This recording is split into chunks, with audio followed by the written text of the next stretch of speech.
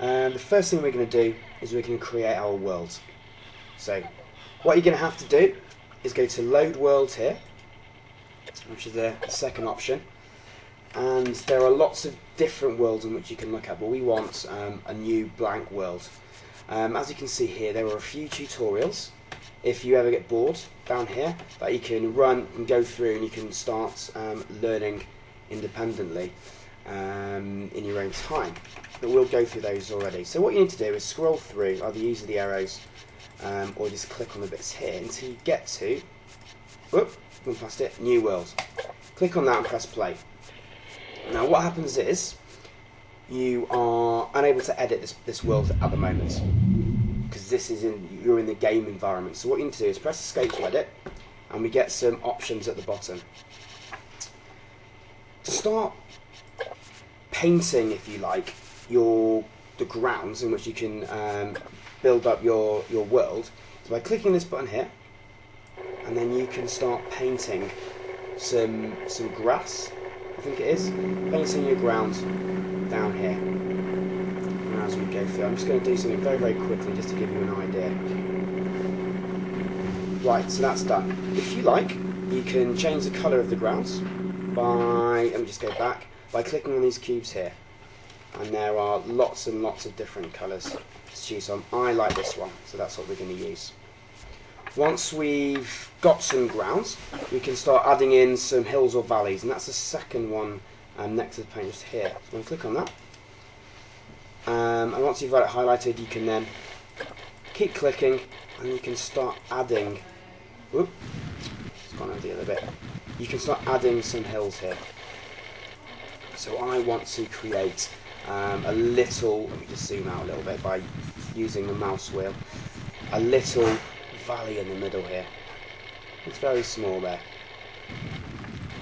Once I've done that, I can click on the water button there, and I can fill that with a little bit of water. Now if I put too much water in, it's going to flood over the sides and it's going to go in there. So what you can do is you can right click with the water tool, and then that will reduce it down. And there we go. So we've got some water down there. I forgot to say that if you are painting with this tool anything, if you right click, you can delete bits. And with this bit here, you can smooth the layer, but I'll leave you to figure these things out for yourself. So that's what you can do with your worlds. Again, use your imagination. Try and create something different. Try and create something exciting. Once I've got a little bit of a basic environment, yours is going to be a lot better than this.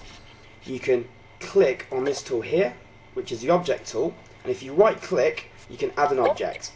Now before you go ahead and add loads of characters and things like that in, which you can then program, I want you to try and keep it simple for the time being. You know, you can do things like adding a tree. Click on that, click on tree, and there we go. Okay. You can right click on there, change the settings. I won't go through each one, but you can change the size, for instance. You could add another object down here. Go to here, you could add a factory, a castle. There we go. And obviously, depending on your world, depends on what you want. But that's what you can do. I forgot to say, if you hang over there, use the arrow keys. You can scroll through the different colours and change the colours of things that you want. Now, guys, this is very, very basic.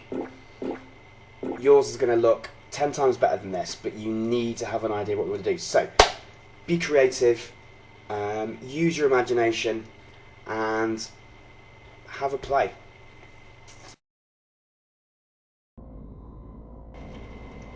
Right, I've spent a few minutes trying to create my world. I've got some hills over here, I've got some lava in there, I've got a little bridge, I've got some trees, a factory, and I've put some clouds in there to make things look a little bit more interesting.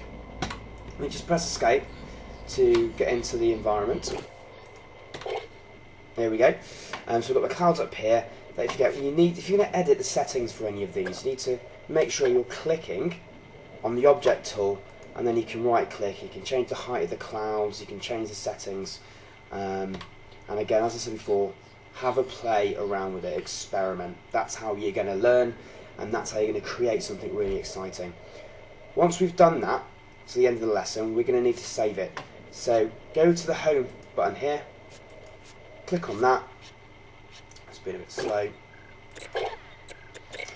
And make sure you say save my world, and what yours will say will be new world. Delete that and give it a proper name. Name your game, name your world, whatever you want to do, but don't keep the default name. Once you've done that, click save and you're good to go.